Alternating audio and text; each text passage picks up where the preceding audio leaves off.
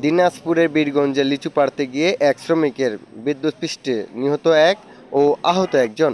শনিবার 24 মে বিকাল 5টার দিকে বীরগঞ্জ উপজেলার নাগরগঞ্জে এমন ঘটনা ঘটে।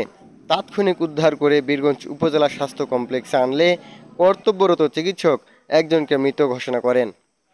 মৃত ব্যক্তি হলেন ঠাকুরগাঁওয়ের ভুল্লি থানার 5 নং ছোট বালিয়া ইউনিয়নের বানিয়াপাড়ার জ্যোতিষ বর্মনের ছেলে একাদশ শ্রেণীর ছাত্র ও লিচু শ্রমিক নারায়ণ চন্দ্র বর্মন।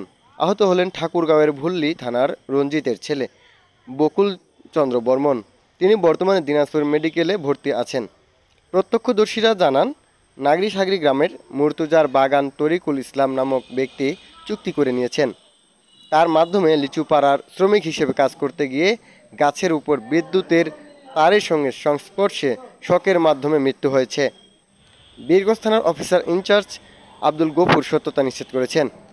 গাছে নাকি আপনার তারা দিয়ে লিচু পাড়তে যায় কারেন্টের তারে আটক হওয়ার পরে আরেকজন নাকি বলে ডাকতেছে বাস দিয়ে বাড়ি দাও বাড়ি দাও।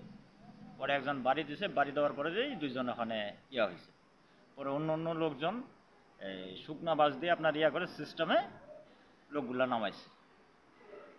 নামানোর পরে ওরা আপনার এই চাকাই হাসপাতালে নিয়ে আসছে। চাকাই হাসপাতাল থেকে একজন এখানে সঙ্গে ডেড হয়েছে, আর একজন আমি সহযোগিতা করে আপনার দিনাজপুর মেডিকেল হাসপাতালে পাঠাইছি।